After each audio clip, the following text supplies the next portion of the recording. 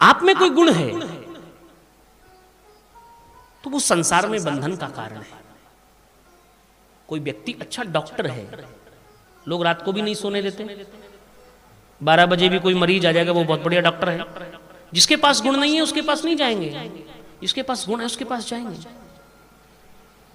कोई भी महाराज संसार में कोई भी ऐसा गुण आप देख लो, कोई भी गुण ले लो, वो बंधन का कारण बनता है।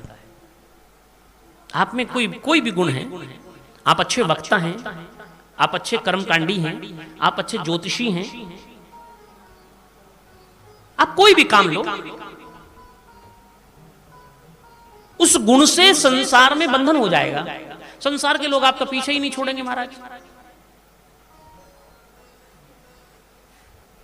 अच्छा, संसार के लोग तब तक पकड़ेंगे जब तक उनकी स्वार्थ सिद्धि हो रही है। संसार में आपके गुण से संसार के लोग तभी तक आपको पकड़ेंगे जब तक उनकी स्वार्थ सिद्धि हो रही है। गुण की पूजा भी तभी तक है जब तक सामने वाले का स्वार्थ सिद्ध हो रहा है। सामने वाले का स्वार्थ सिद्ध ना हो तो उस गुण की भी कोई पूजा नहीं महाराज। कोई बढ़िया मैकेनिक हो, मोटर गाड़ी को ठीक करने वाला, गाड़ी का इंजन बनाने वाला, उसकी पूजा कब तक है? जब तक वो आपकी गाड़ी का इंजन बढ़िया बना करके दे रहा है। आप उसके पास जाएं और वो कहे नहीं महाराज हमसे नहीं बनेगा, ले जाओ अपनी गाड़ी, दोबारा मुड़ के उसकी दुकान पे भी नहीं जाओगे। जब तक आपका कार्य सिद्ध हो रहा है, जब तक आपका काम बन रहा है, तब तक आप उसकी जय जयकार करोगे। बहुत बढ़िया आदमी है, बहुत अच्छा है। आपकी स्वार्थ सिद्धि बंद हो जाए महाराज, हमारे लिए भी समस्या। हम कथा कहते हैं ना, अगर हम जजमान की जय जय करें तो जजमान बड़ा खुश होता है, हम जजमान की जय जय ना करें तो जजमान नाराज हो जाता है महाराज।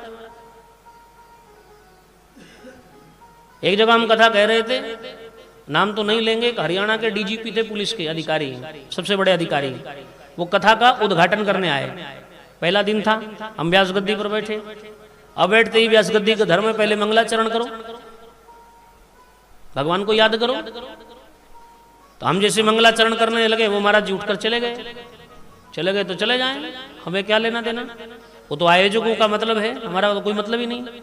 चले गए तो बाद में आयोजकों से उन्होंने शिकायत की, बोले आपके पंडित जी बढ़िया नहीं है, कथा कहने वाले, उनको कुछ ज्ञान व्यान नहीं है।